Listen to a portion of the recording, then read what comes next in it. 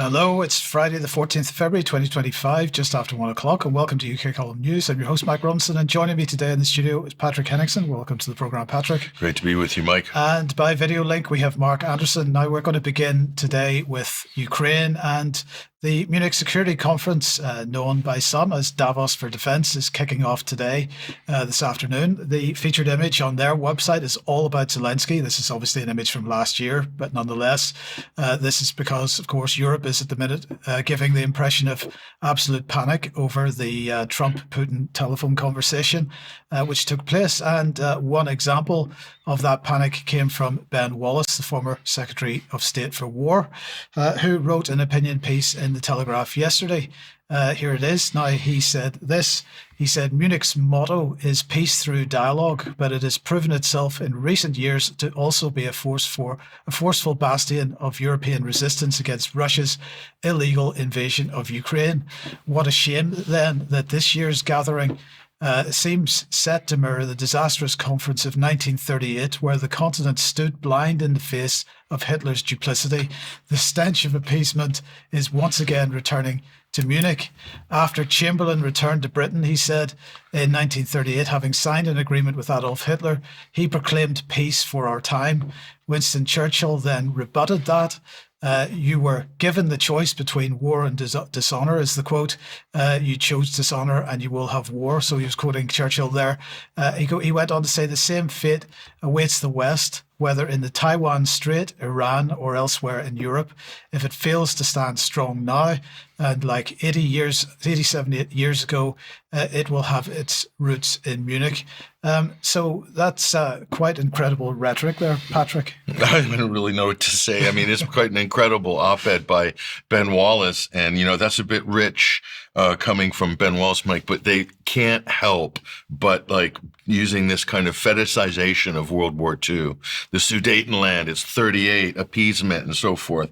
And I can't think of anything more dishonorable than using 700,000 young Ukrainian boys and men as geopolitical cannon fodder for the vanity of NATO, a dying organization. I can't think of anything more dishonorable than that. Indeed. Well, look, the rhetoric came not only following Trump's phone call with Putin, but also following the new US Defense Secretary Pete Hegseth's comments. He was echoing Trump's long-standing calls for Europe to pay for its own defence. And that's a view also, as we've mentioned in the past, expressed by J.D. Vance. So here's what Hegseth had to say. Safeguarding European security must be an imperative for European members of NATO. As part of this, Europe must provide the overwhelming share of future lethal and non-lethal aid to Ukraine. Members of this contact group must meet the moment. This means donating more ammunition and equipment, leveraging comparative advantages, expanding your defense industrial base, and importantly, leveling with your citizens about the threat facing Europe. 2% is not enough. President Trump has called for 5%, and I agree. Increasing your commitment to your own security is a down payment for the future, a down payment, as you said, Mr. Secretary, of peace through strength. We're also here today to directly and unambiguously express that stark strategic realities prevent the United States of America from being primarily focused on the security of Europe. The United States faces consequential threats to our homeland. We also face a peer competitor in the communist Chinese, with the capability and intent to threaten our homeland. As the United States prioritizes its attention to these threats, European allies must lead from the front. Poland is spending 5% of GDP on defense already, which is a model for the continent. These are first steps. More must still be done. Yeah, so you just said, Amir, that they're a model for bankruptcy, and that is. But tell me, what is going on here? Because we've got all this. Trump has had a phone call with Putin, and therefore there's peace coming to Ukraine. But at the same time, he's busy in the same day, basically saying, because that was the Munich Defense Conference. The Ukraine Defense Conference, the NATO conference, saying, you got to stump up with more weapons. You got to stump up with and spend more on defense in order to give these weapons to Ukraine. Can they not make up their mind what they're aiming for here? No, they're all over the place. What's happening is Trump will move forward with a crazy statement, and then it'll get rowed back. And then one of his underlings will move forward with a big brash statement like the NATO membership's off the table for Ukraine, and then they'll row it back. And so you see this again and again, this pattern. So no one knows really where they are with this. It's very confusing, and it's going to frustrate the European partners probably to no end at some point. But listen to the language, very transactional. You need to leverage your comparative advantages. 2%, 5%'s better, 2%'s not enough. They're going to settle at 3%, obviously. That's how Trump's deal works. But then he says, it's a down payment on your future. This is exactly the language Zelensky was using, that support for Ukraine is a down payment on democracy for the West. We fight the Russians so you don't have to. Like, it's transactional. It's all transactional language. This is all fantasy, basically, as is the World War II comparisons by Ben Wallace. The reality is Europe is bankrupt. They're broke.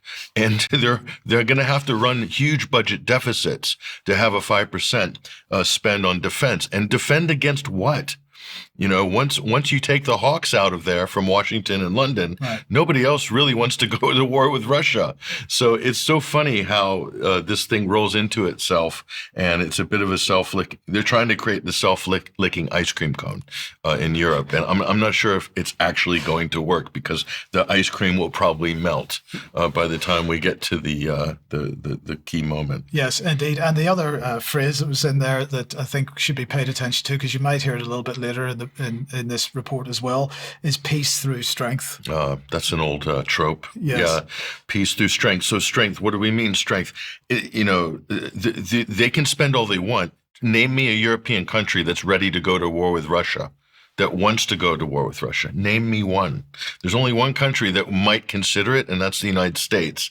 And if they're backing off, Mike, who's really going to step in there? Well, I'm going to say there is one country, and that's the United Kingdom, that wants to go, but they want the United States to do the fighting for them. They need, the U.S. behind them, of course. So it's everything naturally is moving towards a negotiated settlement.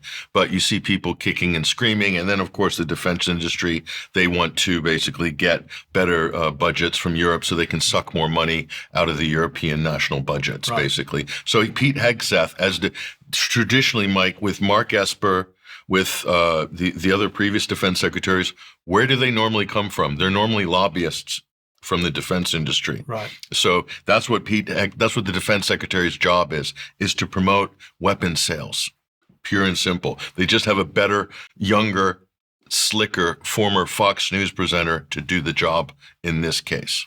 Well, a little bit earlier in his speech, he addressed the issue of Ukraine's membership of NATO and the possibility of peacekeeping forces in Ukraine. Let's have a listen to this.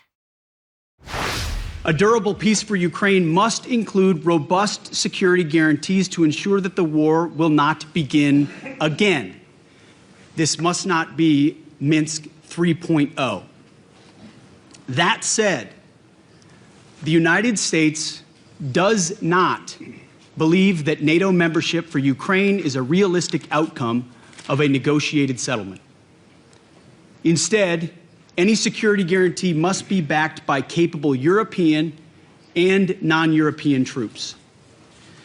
If these troops are deployed as peacekeepers to Ukraine at any point, they should be deployed as part of a non-NATO mission, and they should not be covered under Article 5.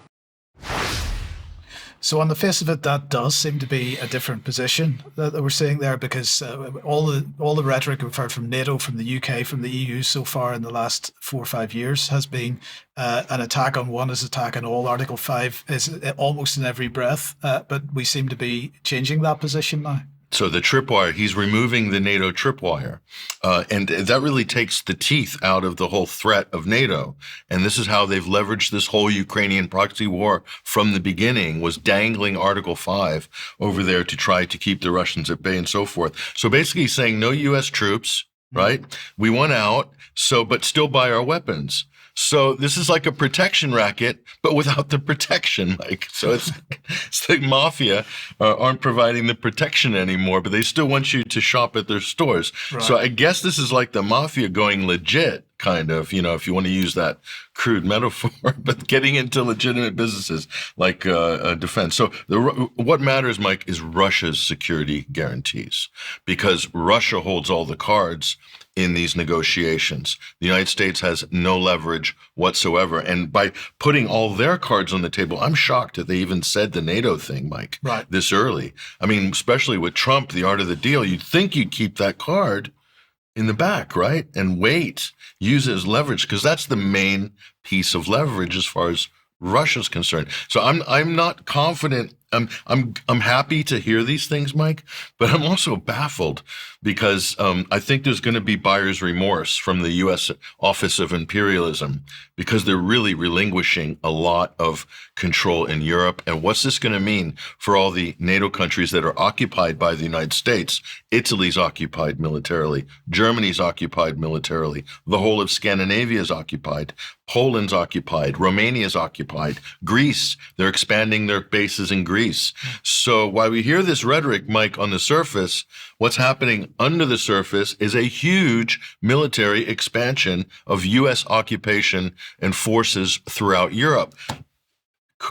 Color me confused, Mike. I'm completely. So I think I don't know if the right hand knows what the left hand's doing in Washington right now. And I think you're going to see a lot of rowback and a lot of retrenching on some of these positions. Be very interesting to hear what J.D. Vance has to say in his much anticipated speech this weekend at the Munich Security Conference. In the meantime, last week, we mentioned in the Ukraine segment last Friday an old name coming back to the fore again. That's Poroshenko. Well, Pete Hegseth says we don't want another Minsk 3.0. But Pete, as a Fox News weekend host, probably hasn't read the Minsk Accords to know enough to know that the United States sabotaged the Minsk Accords with the Ukrainians, with Petro Poroshenko, the French, and the Germans. They all basically deep-sixed it in order to buy time to do what? Well, Poroshenko, in a crank call with Volvin and Alexis in 2023, admitted why he dragged his heels and slow-walked the Minsk Accords. Listen to this. And definitely I need this Minsk agreement for having at least 4.5 years to build Ukrainian armed forces, to build Ukrainian economy, and to train Ukrainian forces together with the NATO to create the best armed forces in the Eastern Europe, which was built on the NATO standard. To prepare for a war they knew was coming. So there's it from the horse's mouth there. So when we talk about Minsk, that's the best deal Ukraine and the West could have ever gotten. And they could have avoided all of this, including the hundreds of thousands of dead young Ukrainian men and boys. They could have avoided it all if they just implemented UN Resolution 2202. Which everybody signed on to, including Britain and the United States. But they didn't because, Mike, they had another agenda. Indeed. So the question is, what does Britain think of all this? Well, here's John Healey, the current Secretary of State for War, but he seemed a little down and depressed, poor boy. We've seen the calls from President Trump overnight, and we all want to see a durable peace and no return to conflict and aggression. And let's not forget, Russia remains a threat well beyond Ukraine. So my message in these discussions will be that there can be no negotiation about Ukraine without Ukraine, and Ukraine's voice must be at the heart of any talks. And as I say, the Ukrainians are fighting bravely. It's our job as defence ministers here at NATO to put them in the best position to secure a lasting peace through strength. Thank you very much. So there you go. You heard it again. Peace through strength. There it is again. Yes. There it is again. So listen, they had a chance to have a lasting peace, but they basically blew it. Boris Johnson submerged it, as did other people within the British ministerial portfolio positions there at the time. I can't think of anything more sick and twisted than shilling for a war that nobody wants, not even the Ukrainians. If you look at recent polling, Mike, the majority of Ukrainians, they don't want any more war. But it seems like there's an elite caste in Europe and in Kiev, maybe the recipients or people who are profiting off this war, that keep trying to promote it and keep wanting it to extend. And I can't think of anything more immoral and kind of twisted than that. Right. We got some more comment on Ben Wallace. Well, speaking of Ben Wallace, this is Colonel Daniel Davis from The Deep Dive, one of the great podcasts in the United States covering these very topics. He was recently on Tucker Carlson, by the way.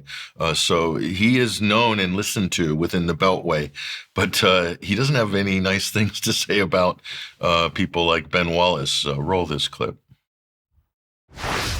By merely saying that there would be no NATO in Ukraine. That's all they had to do. There was a number of other things, but that was what pushed it over the top. There would have still been some issues that had to be resolved, but that could have prevented war. Then they had a chance to get the war off the table in April of 2022 at the Istanbul meetings, several other times after that too. Every single time there was an opportunity to take an off-ramp. The Russians said from before the war and at every single stage thereafter, they were interested in a negotiated settlement. But the West, people like Ben Wallace, instead rejected that and carving out in their brains a world that they wish existed.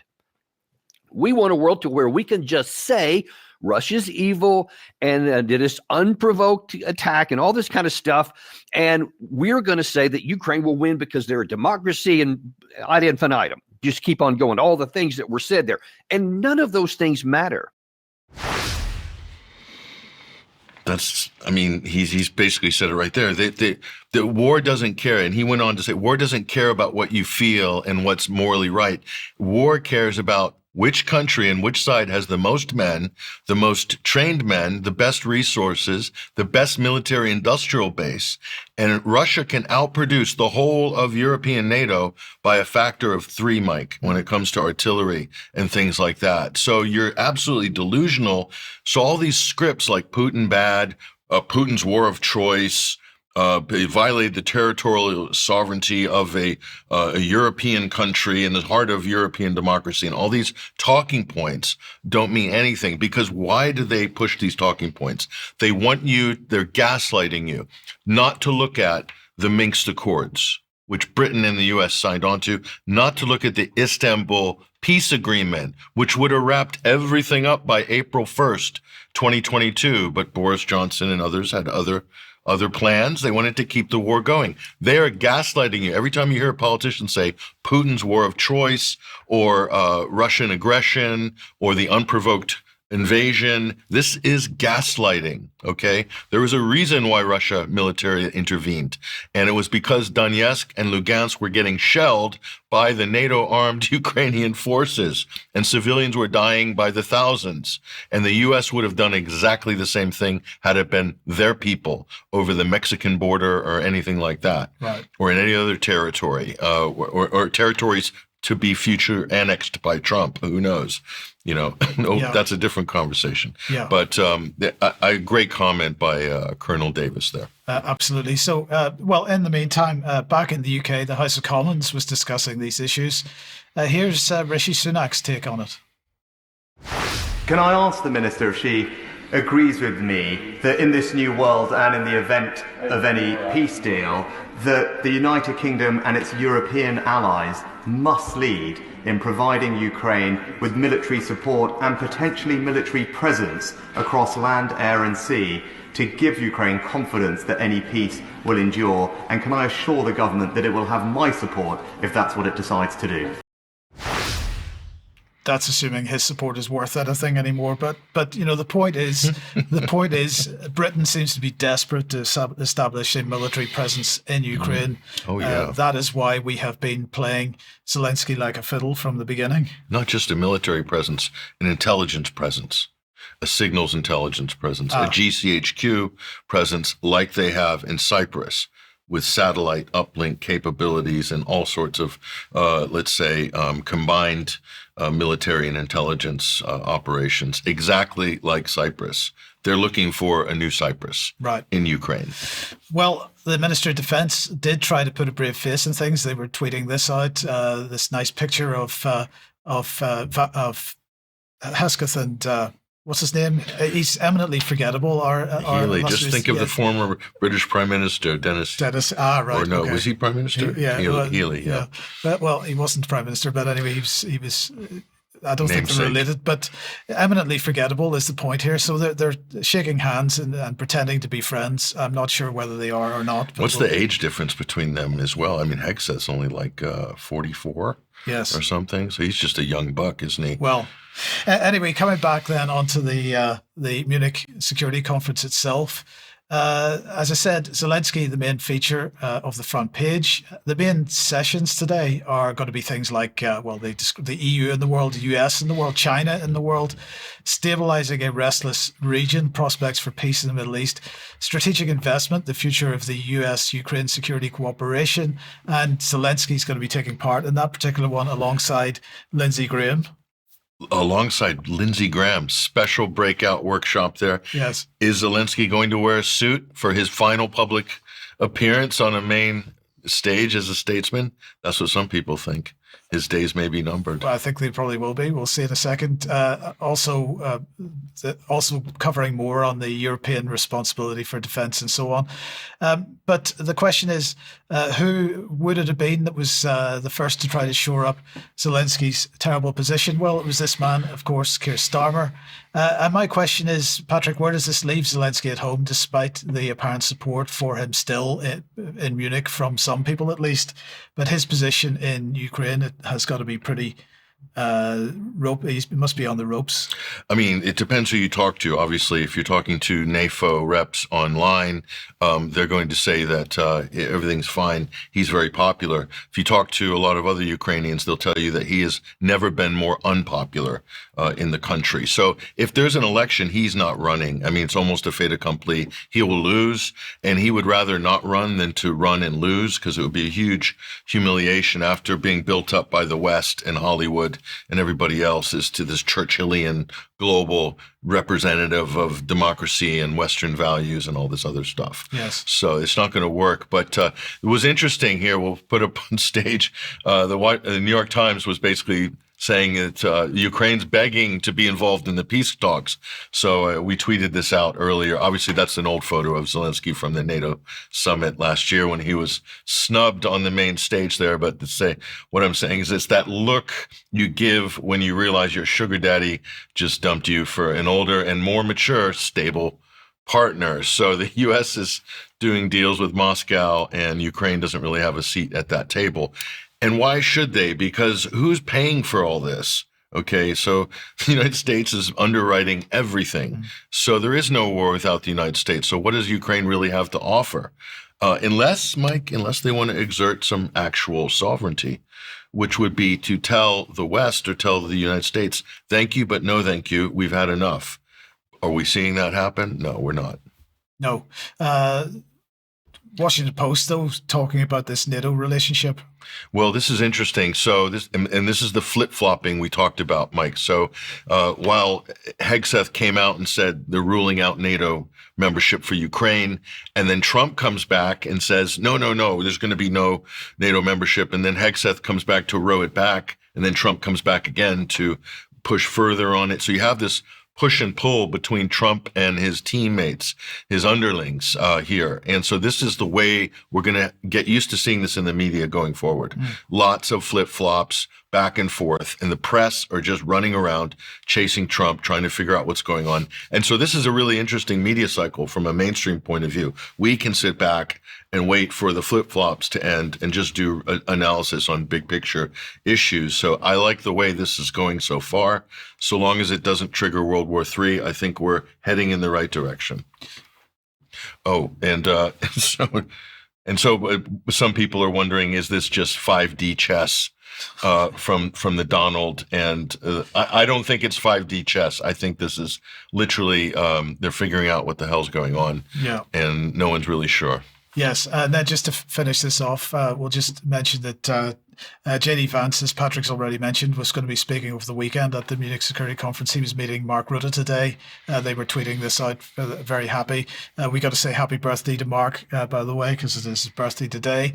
But for Vance's part, he's, talking the usual thing. We're going to talk about NATO and particularly Trump's desire to see NATO spend a little bit more resources on defense. And I know that's something that Rutte agrees with. He was saying we're going to talk, of course, about Ukraine-Russia conflict. And he said, and of course, Europe was the other thing they were talking about. So, this discussion is clearly going to rumble on for quite some time. But Poroshenko again. Well, the big question, Mike, is, and what the Russians are looking for is they're saying we're not going to sign any deals until there's an election in Ukraine. Why? How can you sign a treaty if there's no government? Right. Because they don't recognize Zelensky as legitimate because he's basically declared himself president for life, basically. So what's happened is there's a few people maneuvering for a potential election in the future. So what Zelensky's doing is basically filing criminal cases against them or sanctioning them. So Petro Poroshenko, the former Ukrainian president, he is basically the head of the second largest faction in the Ukrainian parliament, the Rada, okay? And what's Zelensky done? Well, let's have a look here. He's basically sanctioned Poroshenko. So this is absolutely incredible. And what's happened is basically a riot breaks out in the parliament. We'll take a look at this, and this was the scene in the Rada. So all hell breaks loose in the parliament because they're basically having a sit-in because they don't like what Zelensky's done to their guy Poroshenko. So this is really interesting. Now, so this is the question: is Poroshenko a legit candidate to take over in Ukraine if they do have elections, or dare I say, if there is a coup d'etat? And if there's a coup, of course, you know who's going to be behind it. It's going to be either the U.S. or Britain. Right. Okay. So let's take a look at the prospects. But here's Poroshenko. Listen to what he's saying here. This is a very skilled politician on France 24 just 2 weeks ago.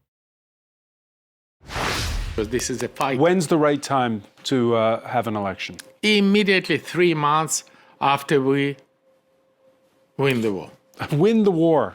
Do you know what does it mean, win the war? Very simple. First, there is not existing any other nation in the world who wants peace more than we Ukrainians, because we pay such a high price. You demonstrate that today. But it should be no compromise on the national sovereignty and national identity. We never return back as a colony in the Russian Empire. Second, no compromise on the territorial integrity of Ukraine. We never recognize Russian occupation. Third, no compromise on the armed forces of Ukraine and their ability to protect our sovereignty, even in exchange for some security. Fourth, non-compromise on sanctions, who cut the ability of Russia to finance the war and to finance Ukraine rebuilding, including with the assets of the Russian frozen assets. And five, no compromise about our future membership in European Union and in NATO, because without NATO, it would be no sustainable security situation on the continent. Everything else is possible. Everything else that... So you see what he did there, Mike. He says no elections but he wants elections. Right. Why is he saying no elections if he wants elections? Because he is talking to the neo-Nazis. He's talking to the nationalists, the ones that could storm the presidential office and literally drag him in the street and beat him to a pulp, like they will with Zelensky if he's not pandering to that group. So Poroshenko's signaling to the hardliners in Ukraine that I'm a hardline guy, no compromise, back to 1991 borders. Again, impossible, can't happen, but he's saying what needs to be said to the hawks in Washington, to the hawks in London, to the hawks in Europe, and the hawks inside Ukraine. So Poroshenko, when I saw that, I know he's absolutely positioning himself to be the guy for who? Well, let's take a look, a little democracy preview here. Let's take a look at this. Democracy in Ukraine. So at the moment, we have the dictator. That's where we're at right now, the Al Pacino type figure there, slightly buffed in the T-shirt. And then we have potential challengers. Let's take a look at those challengers. Petro Poroshenko, he is former president. Valery Zaluzhny, former head of the Ukrainian Armed Forces. And then Oleksiy Arestovich. Now, what's interesting about these is Poroshenko, well, we know who's backing him. It's the United States, because he served while Trump was president. So Trump likes familiarity. So Poroshenko thinks he's in for a shot. Valery Zaluzhny, absolutely Britain's guy. He's been summoned to be the Ukrainian ambassador to Britain. And so he's in London right now. He's polishing up his English. He's got a Savile Row suit on. He's not the thug bruiser that was the head of the Ukrainian Armed Forces anymore. He is a polished politician. That's what Britain is training him for, to be their guy. And this is an interesting character. That's the dark horse, Oleksiy Arestovich. He's in the United States because Zelensky wanted to throw him in jail, so he had to flee the country. Second most popular political figure in the country. And he's very smooth. He's very media savvy, but he's a little bit too friendly with Moscow. So he wants peace and he doesn't want to have any confrontations with Russia.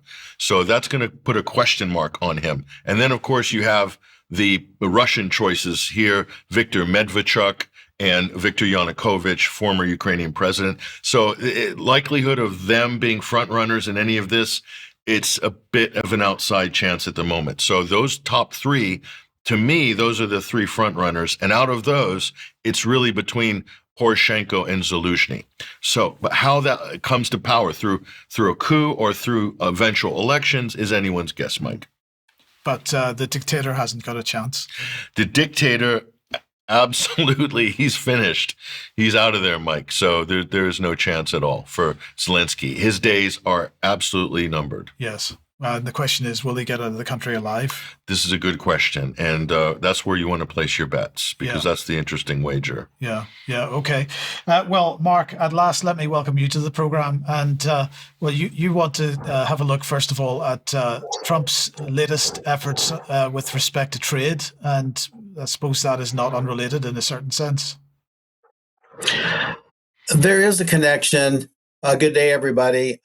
Especially with regards to Trump's apparent efforts to trim back significantly the trade deficits, huge trade deficits that the U.S. has traditionally run. And I'll mention at the outset here that the huge trade deficit with China over decades, where China always was in the advantage, was called by some analysts as backdoor foreign aid.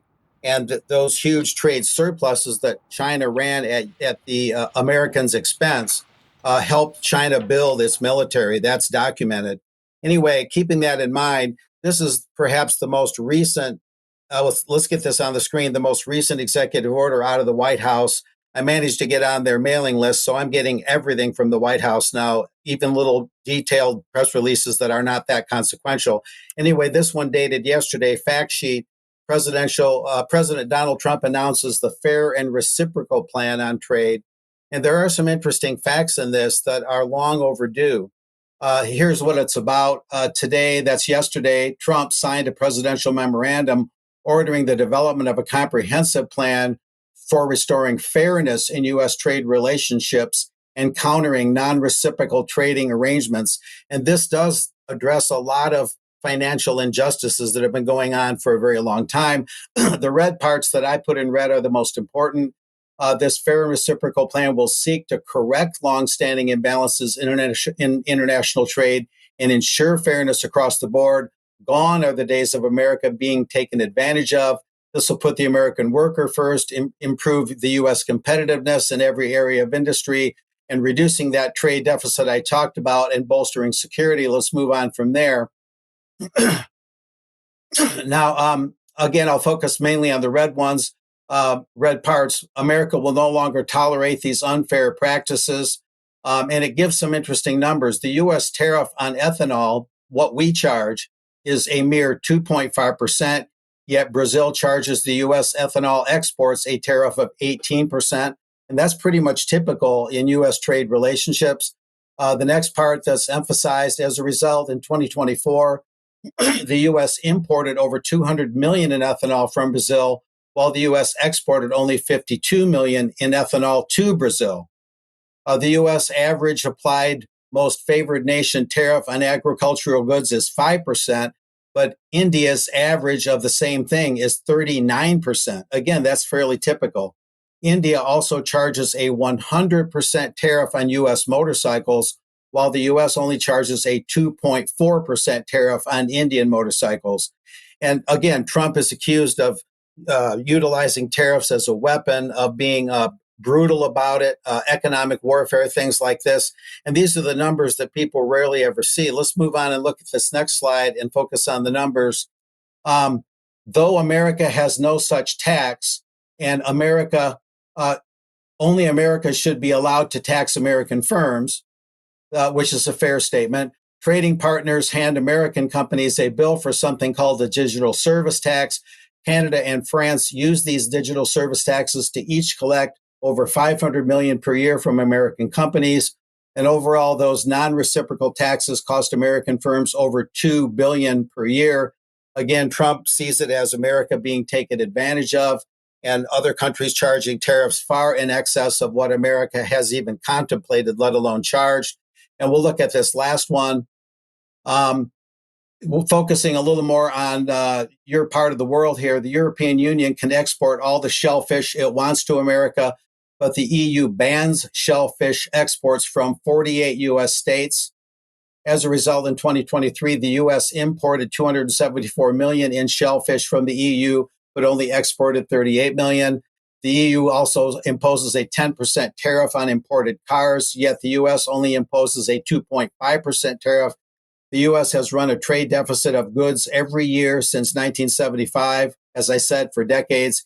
In 2024, our trade deficit in goods exceeded 1 trillion. Get those numbers. And I think that's sufficient for numbers.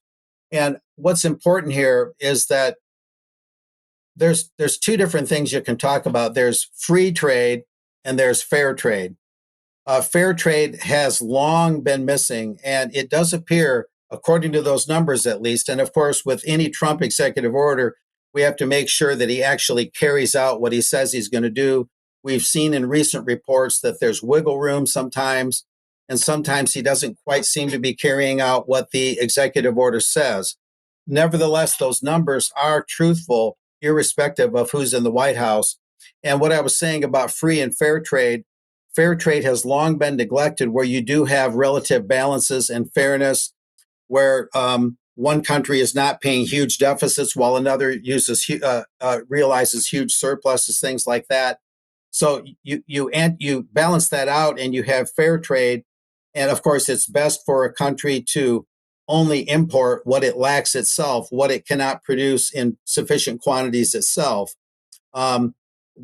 That's more of a move toward autarky, more of a move toward national self-sufficiency. So fair trade and relative national self-sufficiency are what you want ultimately. But free trade is more of a free-for-all, where these imbalances are tolerated under that word free, which can be a deceiving word if it's misused or used in a dishonest way. And that involves a lot of dumping, a lot of huge imbalances, a lot of economic injustices that hurt, for instance, American workers, or in many cases, they'll hurt the fishing industry in Britain and the British working class. So at least the White House in this most recent executive order seems to be getting its numbers right and addressing a very real injustice. It's just a matter of, will it actually carry it out the way it says it will? And we'll see. But it's an important turning point trade-wise at this point. So back to you guys. Thank you, Mark. Thanks very much for that. We want to talk about a little bit more about that in extra. But in the meantime, if you like what the UK Column does, you'd like to support us, please head to support.ukcolumn.org. There are options to help us there. You can make a donation. You can join as a member. You can pick something up at the UK Column shop.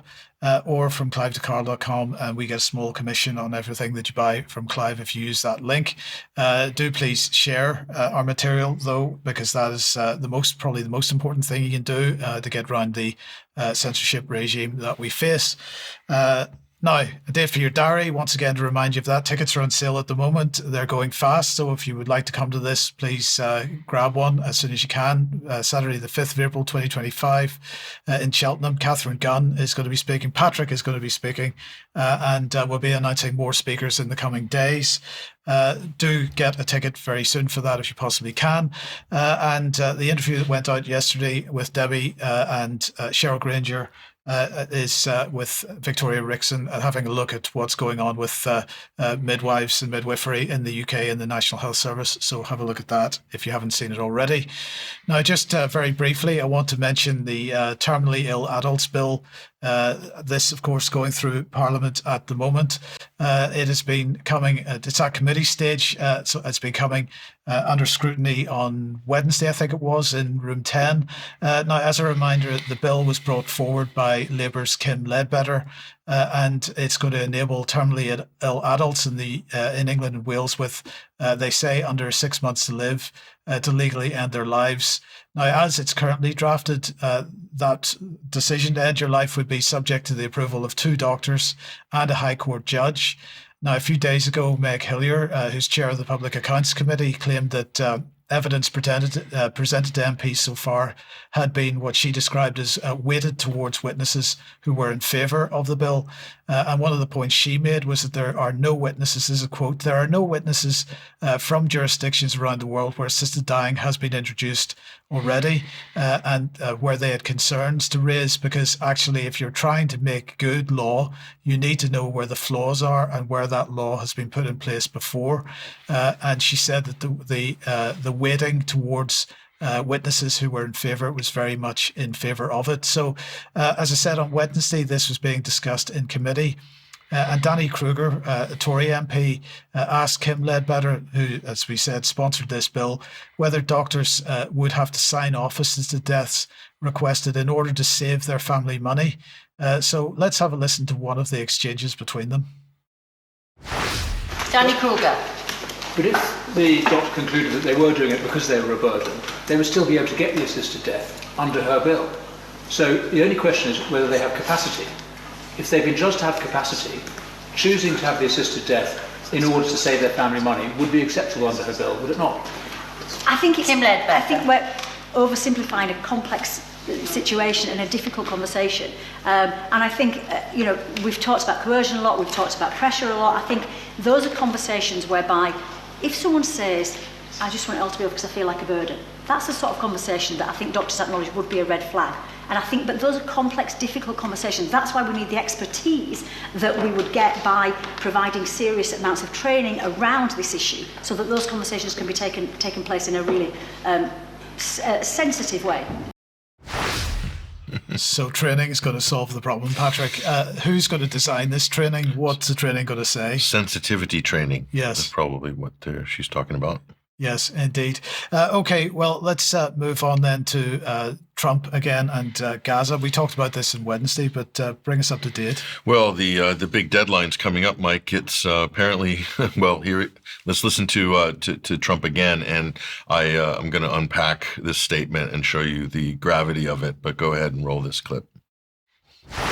As far as I'm concerned, if all of the hostages aren't returned by Saturday at 12 o'clock, I think it's an appropriate time. I would say cancel it and all bets are off, and all of them, not in drips and drabs, not 2 and 1 and 3 and 4 and 2. Saturday at 12 o'clock, and after that, I would say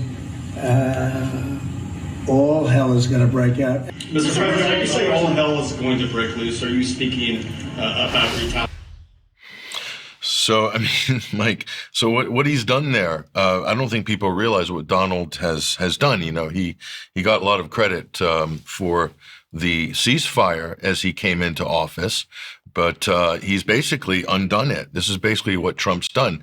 Is this a train wreck for the Middle East with Trump? Well, he's destroyed his own ceasefire deal after just 2 weeks. That's first. Secondly, no mention of Palestinian hostages, all 5,000 of them. Yeah. Okay, that's not part of Trump's calculus, just Israeli hostages. And also no mention of Israel's own violations of the deal. Israel is supposed to allow children and so forth to go for medical care in Egypt or Jordan. They've been basically throttling that, along with other actual violations of the ceasefire. No mention of that whatsoever. And then places the region back on a war footing. So I don't see where the win is here. Like, where's the success in this? We'll see what happens on Saturday. Is Trump just bluffing, or has he just given Israel a license to start carpet bombing Gaza again? That's the big question, and we won't know until Monday. But even on Monday, we might know at 1 minute past 12 tomorrow, I suppose. Or we might know on Saturday. Or this game will be played ad nauseum forever, you know, for the next weeks or months. So he's really given Netanyahu license to not implement phase 2 of the ceasefire deal. It almost looks like they coordinated this when Netanyahu was visiting in Washington. I mean, is that a big leap of conspiratorial thinking? I don't think so. Probably but not. Disappointing because there's no actual beef in any of this, just hype, talk, and rhetoric so far. We're waiting for results from Donald Trump, and we would love to see them, but as yet, we are basically in the hot air hype zone still.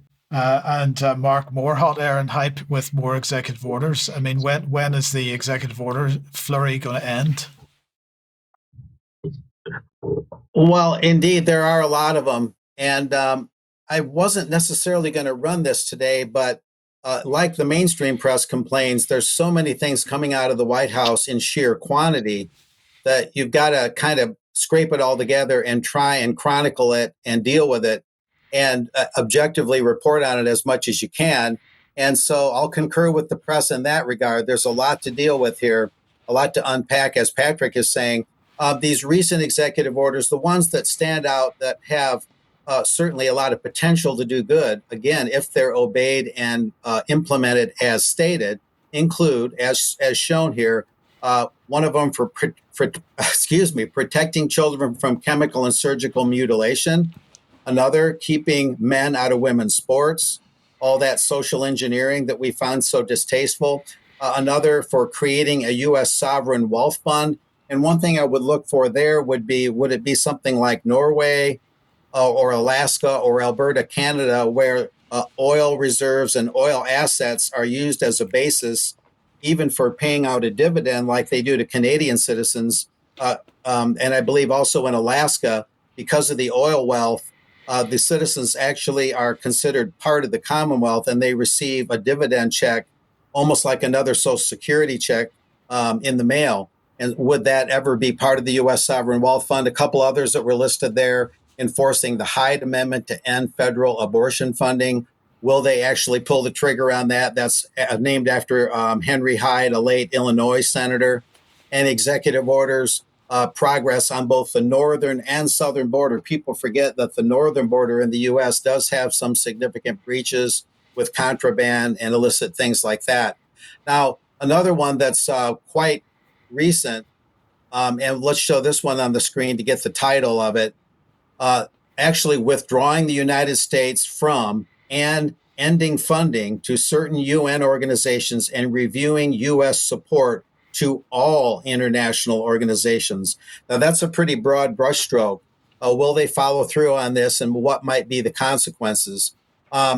James Roguski, who has done a lot of very informative reports on the pandemic treaty and the international health regulations, he sent me this in the wake of that EO being put up on the White House website.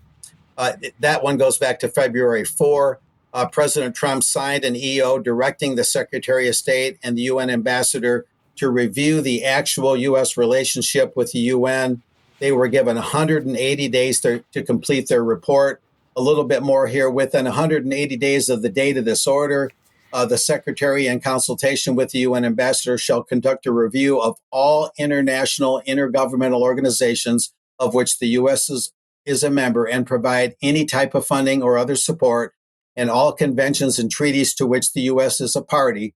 Get that, all conventions and treaties to which the U.S. is a party, to determine which organizations, conventions, and treaties are contrary to the U.S. interests and whether such organizations, conventions, and treaties can be reformed. So the word reformed, of course, leaves a little room for not cutting the lines altogether, for maybe staying in some of those agreements.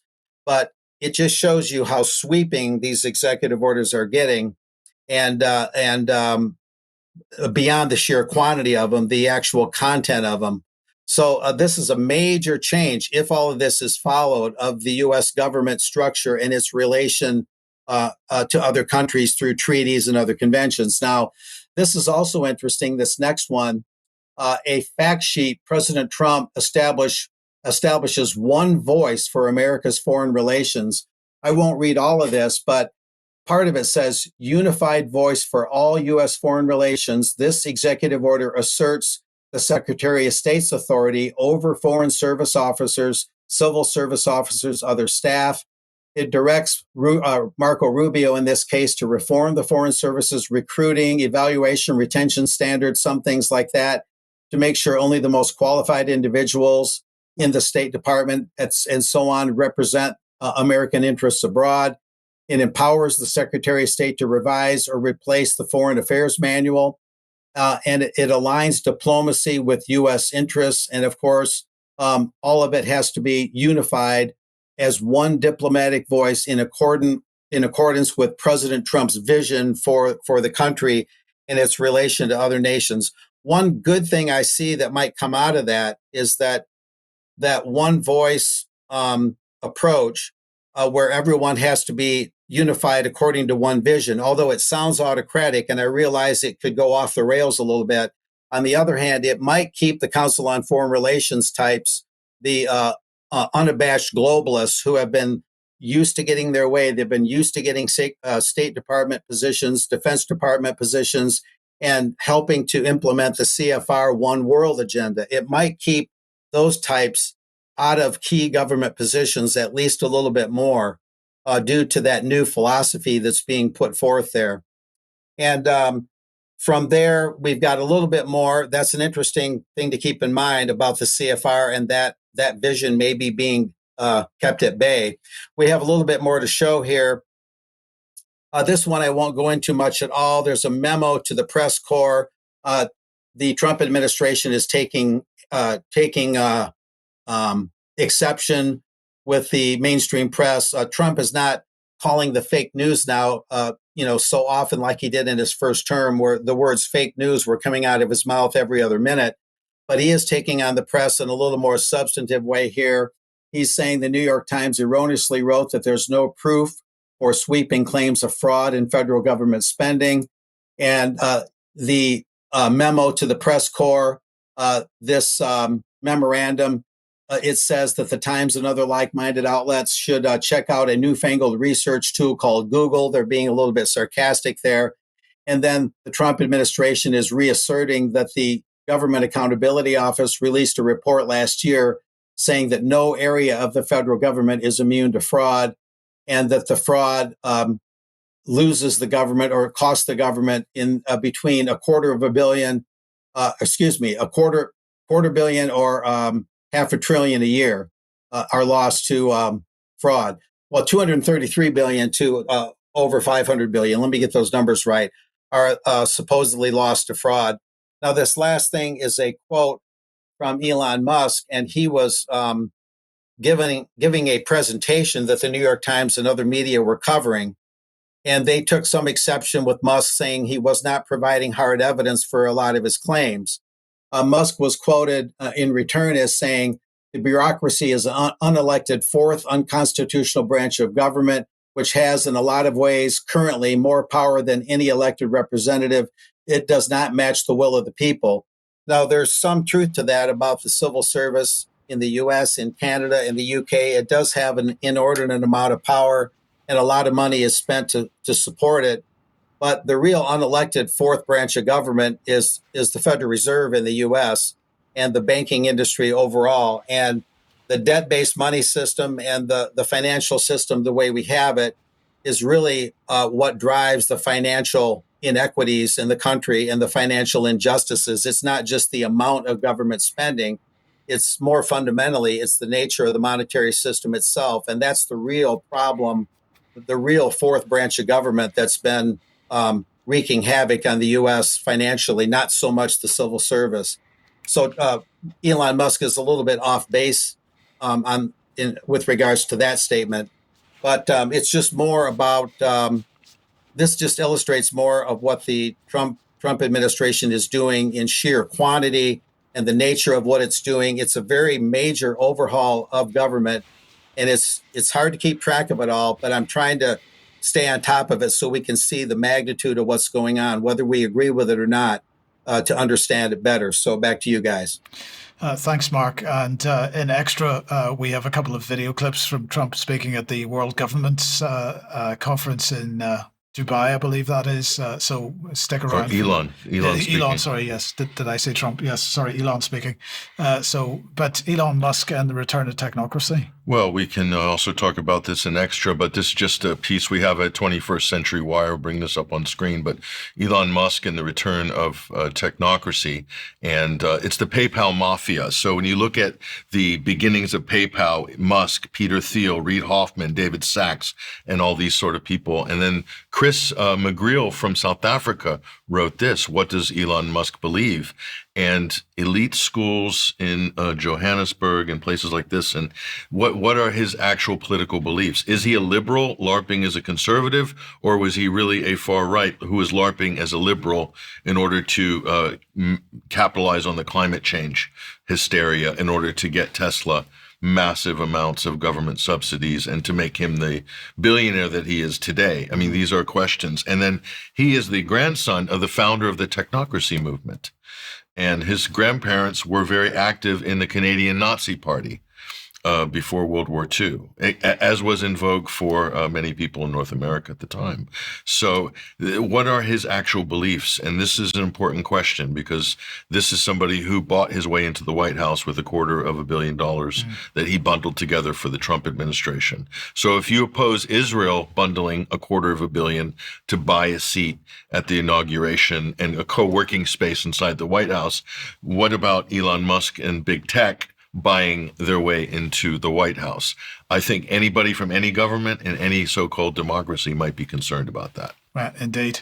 Mark, let's very briefly talk about the border. Oh, yes.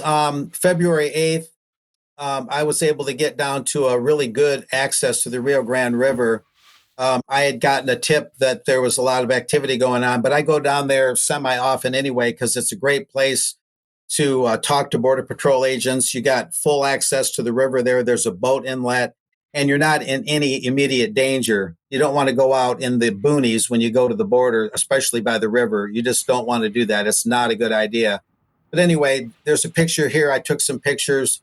This is the U.S. Coast Guard getting ready to put a riverboat in.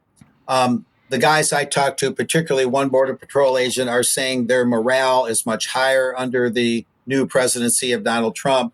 They feel like their hands are untied and they can really do their job. And another Customs and Border Protection official, a Mr. Garcia, I spoke with a few days before that at the Nuevo Progreso port of entry, a completely unrelated conversation. I didn't tell one agent what the other agent said in these cases. I'm trying to get honest answers. He also said independently that the morale is much higher and they're able to do their job much better. I do have a picture here of some youth, some young people that were at the February 8th inlet near Mission, Texas. This is, as it says here, people can read the slides if they want more details, but there were 14 explorers there. It's from the scouting program, Exploring, which means learning for life. They were there at the river's edge to learn what the Border Patrol and CPB, State Police, National Guard, U.S. Coast Guard, et cetera, do. So there's a lot of youth training for operating on the border. It was all pretty upbeat. And this is a picture of of 2 Border Patrol agents, no, 3 of them actually, and 2 of the scouting cadets having lunch at a retirement community there called Chimney Park in Mission, Texas, just adjacent to where the border officials and border officers are stationed. And there was mention in the press, and that's a press release I think you showed briefly there, of a major cocaine bust very close by to Mission at the Hidalgo and Anzalduas International Bridges. Some other ones that I occasionally keep an eye on. 1.3 million in cocaine was recently seized. So the Border Patrol and the related agencies there that are under the DHS seem to be pretty aggressively pursuing their job and feeling pretty good about their prospects. Our regular Army troops are going more to Eagle Pass and El Paso to the west, probably to Arizona too. Not so much here in South Texas yet, as they did in Trump's first term. There were a lot of Army regulars down here. You'd see them driving around in trucks, but basically, I'm just getting reports of increased morale and a more effective border protection system. The one thing I'll add is that I was told February 8th that with all this and with the gravy train of the cartels being curtailed, being suppressed, they are expecting the cartels maybe to become more devious and more creative and maybe more aggressive and violent. So they're locked and loaded for that. And they even see drones that are sent from the cartel side that buzz over the Border Patrol agents, especially when they're in the river. And they'll hear the drones, but they won't always see them. So they're being surveilled a lot by cartel assets because of the increased security at the border and more fence sections going up. The fence sections that I've talked about in past reports, I do see where they've been moved around a little bit, where they're stored in fields around here. So we'll see if those are re-erected or put up. But a lot of activity, and I'll be visiting other parts of the border soon to get more on this. So that's pretty much it. Brilliant. Thank you, Mark. Thank you. And well, Patrick, let's just leave with the confirmations of RFK and Tulsi Gabbard, but let's talk about Tulsi in particular. Well, Director of National Intelligence Tulsi Gabbard, former Congresswoman from Hawaii, ran for president in the last election as well as a Democrat. Here is a clip from her swearing-in ceremony with President Donald J. Trump. Let's go look at this. There's only one thing I can say, that there's nobody like her for this job. This was a very easy one for me. She was recommended by some of the top people in that world. It's a little world, you know, it's a little smart world. It sometimes can be an evil world when the wrong people are there, but we have the right one. She's had so many great recommendations. I would say. So who's recommended her? Well, this is the question. Who recommended Tulsi Gabbard? And I've always been a little bit, let's say, cautious about getting on the kind of cheerleading section for any of these cabinet positions, because I kind of know how Washington actually works. And sometimes it doesn't work the way that we think it works. So think of the timing of this. She is sworn in, okay, just before she comes in and is nominated for this post. Syria has toppled. The Assad government is gone. So that would have been the main stumbling block for her. If Assad was still in power in Syria, that would be a huge liability for her. It would probably crucify her during Senate hearings. I mean, or it would disqualify her. So that's interesting. But then this story is released at the same time as Tulsi being confirmed. Let's take a look at this. Israel likely to strike Iran in the coming months, warns U.S. intelligence. Israel is likely to attempt a strike on Iran's nuclear program. Again, we haven't seen any evidence of a nuclear program. They have a civilian nuclear reactors, but not weapons. Preemptive strike on Iran's nuclear program in the coming months that would set Tehran's program back weeks or perhaps months, but escalate tensions across the Middle East and renew the prospect of a wider regional conflagration, according to U.S. intelligence. And this comes out of the Joint Chiefs Department, so it's ostensibly from the Pentagon and the intelligence community. So if she's DNI, Mike, then we have to ask the question: what's her role going to be in assessing the validity of this, and where do you think this intelligence came from? Where is the source of this intelligence? Was it by chance handed to the United States by Israel.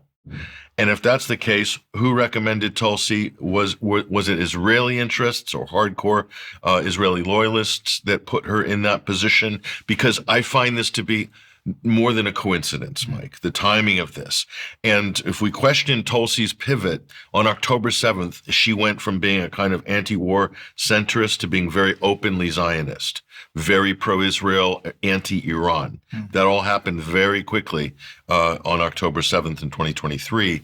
And so it brings us back to this. And this is the person who arguably helped Trump get elected, Miriam Adelson, the widow of Sheldon Adelson, with Rabbi Shmuley, and there's Tulsi Gabbard. So they have been supporting and following her career very closely. That's a 2016 photo. So they've been in her camp, grooming her for a while. So this is the question, Mike. How much influence does the Israeli machine have over Tulsi Gabbard? Because she's in a very, very important position. She is in the curation position of intelligence. She is the final funnel to the White House from all the different agencies like the CIA, the NSA, and so forth. Yeah. So very important, because so she can compel the president and convince him whether a threat is credible or not, and whether they need to act either unilaterally or in support of their, quote, greatest ally, Israel, against a nuclear threat. Mike, when we look at all the different, I've got all the different intelligence estimates from the CIA, no nuclear program in 2006, no 2010, no nuclear program, and so on and so forth. So there's no record of any Iranian nuclear weapons program, according to the U.S. intelligence assessment. But here we have this report coming out the day Tulsi Gabbard is sworn in. I find this to be highly suspect, and it really makes me very concerned. Okay, well, we will keep our eyes on that. We'll talk more about that in Extra as well. So, we are over time, so we're going to leave it there for today. Thank you very much to Patrick. Thank you very much to Mark. Thank you all for watching. We will be back in a couple of minutes of UK Column Member for some Extra. Otherwise, have a great weekend, and we'll see you on Monday as usual. See you then. Bye-bye.